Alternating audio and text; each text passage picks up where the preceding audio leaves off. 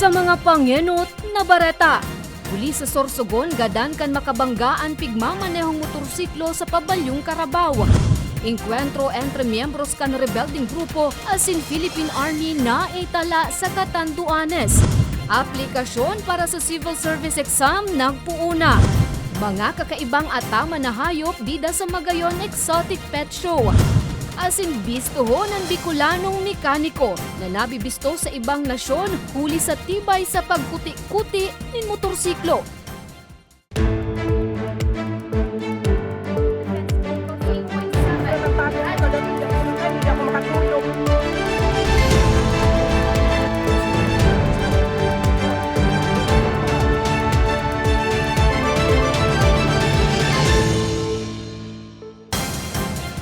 Maray na hapon, Martes, Mayo 23, taong 2023. Uninan mga baretang tatak Bicol. Madadamugman ang mga baretang ini sa 88.7 Radyo Oragon Catanduanes asin 90.7 Radyo Oragon Legazpi. Sa detalyes, pulis sa Sorsogon, gadan kan makabanggaan pigmamanehong motorsiklo sa pabalyong Carabao sa Pilar. Detalye sa report ni Nomer Corporal. Ang mensahe ko lang sa iya, habang buhay ko siya sa naday malilingawan, di ko siya salihan. Napapaluwa pa sa labing kamunduan ng 41 anyos sa si Cheryl. Siya ang biyuda ni Police Staff Sergeant David de la Rosa na naaksidente gadan sa pigmamanehong motorsiklo pasado alas 4 ng hapon kan Mayo 19. Istorya niya, mabuot asin responsableng padre di pamilya ang sayang esposo. Kadakol manda sindang pangiturogan, urug na para sa sindang duwang aki, alagad ang gabusda na iyan, natunaw na sana sa sarong idlap, matapos na madiskwido ang sayang esposo, sa kalabaan kang Maharlika Highway, sakop kang Barangay del Rosario, Pilar, Sorsogon. Sabi ko, perfect talaga siya, Rura. Wala lamang ako sir sa iya maipipintas may saro. May diit si Rura siya sa mong pagkukula. Sobra pa siya. Sa trabaho man, sir, daw mag-apot ka, sir, sa gabos na naging katrabaho niya sa Kamalig. Daw, aligi, sir, sa kumadgad, baguhan pa lang siya, pero, sir, gabos siya, sir. Positive, puros magayon, sir, ang, sa iya kan mga tao, sir, gabos magayon ang istorya sa iya, sir. Day panahaloy kang madistino sa Castilla Municipal Police Station si PSSG de la Rosa. 8 taon man siyang nanirbiyan sa Kamalig MPS Albay. Sigun kay Cheryl, rumdum niya pa kung gurano kaugmaang sa iyang esposo, kan madistino na ini sa Castilla MPS. Day niya sa nadaw naon, na kung nuarin mas naparanin na sa sendang mag-irin na si PSSG de la Rosa, habang buhay naman ni Daining day na makakaiba. So, pangduwa po, yun na, sir. Kaya kung maugmahon siya, sir, siyempre gusto niya, mas aranidig sa muya. May pig-asikaso niya, gusto niya magmanukan. So, mga extra income ko, baga, sir, na makatabang man sa muya, geraray.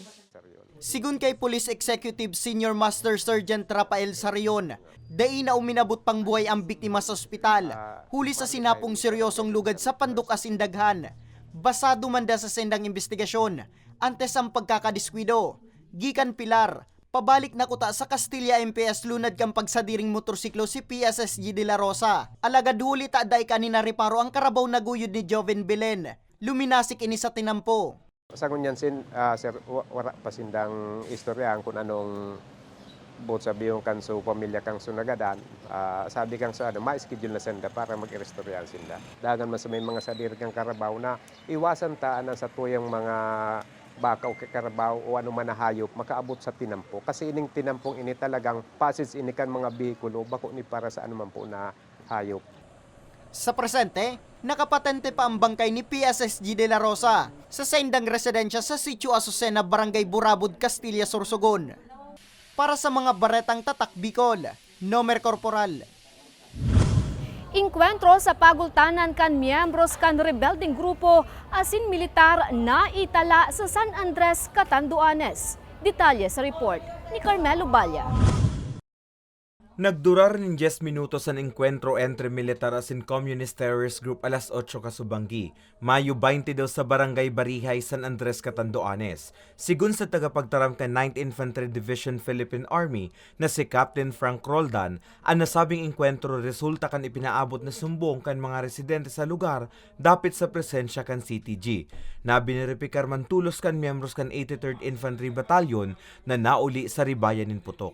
Matapos yun, agad naman nagsitakas yung mga nasabing grupo patungo sa magkakaibang direksyon na naiwan yung kanilang mga gamit. Duwang M16 rifle, sarong rifle, duwang grenade launcher, mga bala asin magasin na recover sa lugar kan engkwentro. Mayo mananaita lang irido binawian ng buhay sa mag-inibong na grupo. Sa ngayon, nasa custody siya ng 83rd IB, ipoproseso ito at ito-turn over din ito sa PNP para maimbestigahan kung itong mga firearms ba na ito ay nagamit sa mga insidente dito sa mga Bicol. Katakod kay ini padagos ang pag-apilar kan Philippine Army sa rebelding grupo. Tunungan na ang insurhensya asin paglaban kan mga salang ideolohiya. Maray pa daang magbaliklado na asin magbagong buhay kasabay ang mga programang pigtatao kan gobyerno. Sangunyan, sigun kay Roldan, 7 pang miyembro kan CTGN sa indang pigsusubaybayan. Para sa mga baretang tatak Bicol, Carmelo Balia. Aplikasyon para sa civil service exam, nagpuuna. Detalye sa report ni May Arango. Bukas na liwat sa pag-ako nin aplikasyon ang Civil Service Commission Bicol para sa mga mauot na mag-take kang Career Service Examination, Pen and Paper Test o CSE PPT sa professional asin sub-professional level sa maabot na Agosto 20. Sigun kay Attorney Daisy Punzalan, 1,000 na aplikante na sa rehiyonan sa indang naitala poon kang buksan ninda ang aplikasyon kasudma. Sa bilog na rehiyon may nagkapiraman da sindang pigtaltag na satellite application center na makakatabang ngani mas maparanian sa indang serbisyo sa mga aplikante. Sa Albay, makukuha ini sa SM City Legazpi, Robinsons Naga sa Camarines Sur, mantang nagaako maning aplikasyon ang sa indang field office sa Camarines Norte, Sorsogon, Catanduanes, asin Masbate. May registration po kaya kami na piga-upload na Enlist. Online po iyan. Kang Friday, nag-open po. And then ito pong mga nag-register, schedule po sinda kung naalin po sinda ma-file kan sa indang application. Piga-upload na po sinda through notification sa dashboard kang Enlist. Asin po sa indang cellphone numbers na tinao and then sa email address. Pakiulay sa nakan CSC, sertohon nanggad na kumpleto ang mga pigaagad nindang requisitos antes na magpasiring sa Satellite Application Center o field offices. Remind me po, gabos po na nag-register duman sa Enlist, itong system kang Civil Service Commission Regional Office 5 na hilingon po ang sa indong dashboard para po sa mga notifications kung naarin po kamo ma-submit kan sa indong application. I repeat po, lalo na po ito sigurong first 1,000 applicants, may number po kaya iyan, tatawan sinda ning number kang system. Kung yaon po kamo nakaabot duman sa first 1,000, pakihiling po kang notification, i-download itong consent form and then si application po i-print at darahon po iyan duman kung saan po nakalaag na filing center duman sa notification. Ang pagsumiter, madurar sundo sa Hunyo 21. Mientras tanto, sa Hunyo, nakatalaan na ipaluwas naman kan CSE ang result sa March 2023 Career Service Examination. Para sa mga baretang tatak Bicol, May Arango. Mga kakaibang ata manahayop, bida sa Magayon Exotic Pet Show. Asin bistuho ng Bicolanong mekaniko na nabibisto na sa ibang nasyon bulikan tibay sa motorsiklo. Yan asin iba pang bareta sa samuyang pagbabalik. Tucked away in the province of Albay, known for its perfectly shaped Mayon volcano, Misibis Bay Resort, a locally owned 5-hectare private island resort. The resort is ready for all those looking to balance tranquility and adventure. This tropical destination is where guests can either choose to relax under the palm trees or have an adventure under the sun. It features modern and luxurious rooms and villas, recreational facilities, and sophisticated services.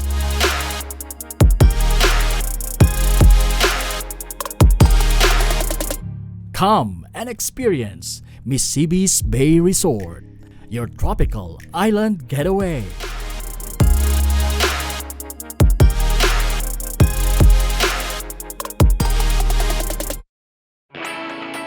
Naghahanap ka ba ng trabaho?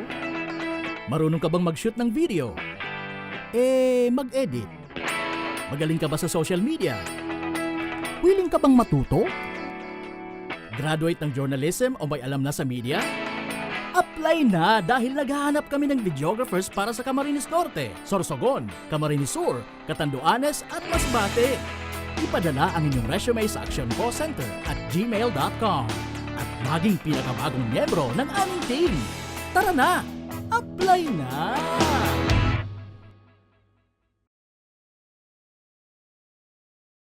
Sa imong ka nagpapadagos na pandemya, daima nag-uuntok sa pagriparo, ang satuyang sa tiring partido, ang Ako Bicol Party List, yaon pirmi sa pagpadangat kan mga kasaraditan, sa tabang kan manto ni ina, ano man na panahon, hain ka man sa kabikulan. Viva la Virgen! Viva Nuestra Señora de Peña Francia!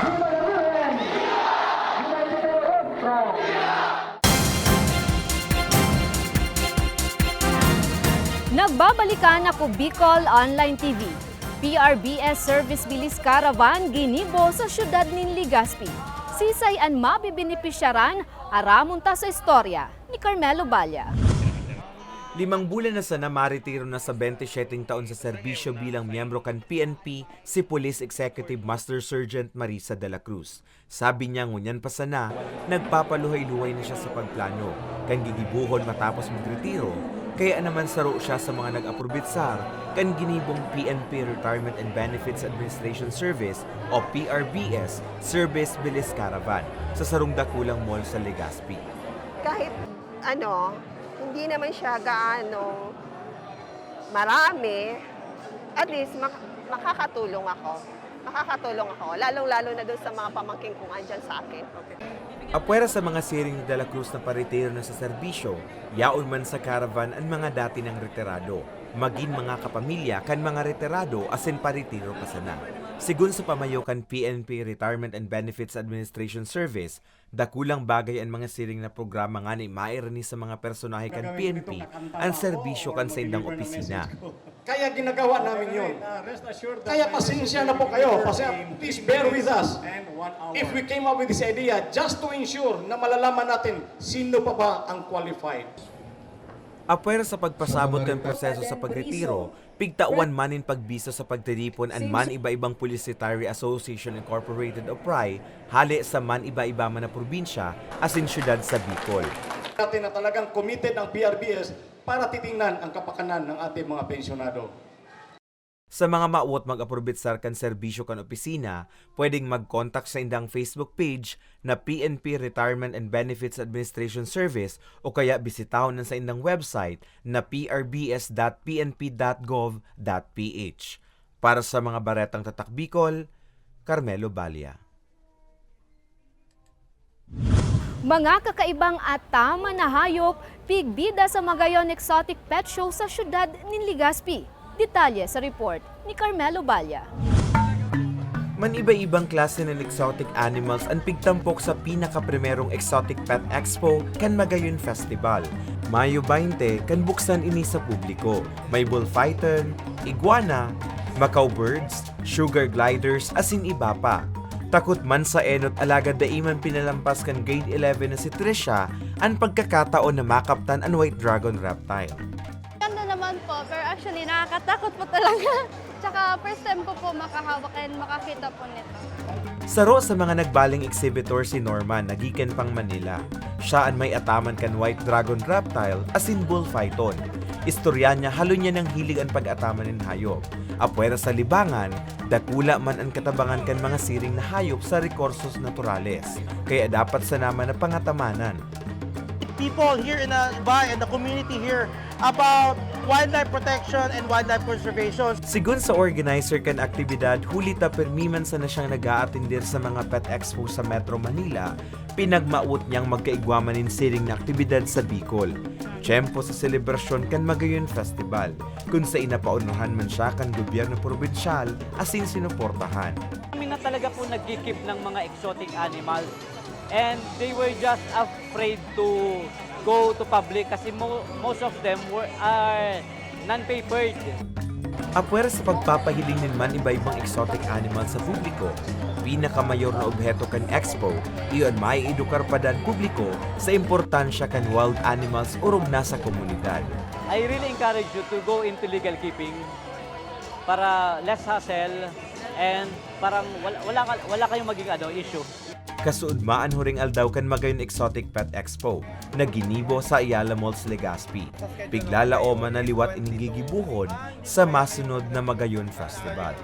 Para sa mga baretang tatak Bicol, Carmelo Balia.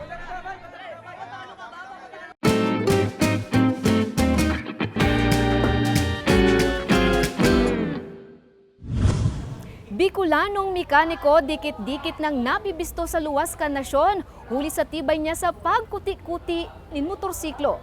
Detalye sa report ni Nomer Corporal.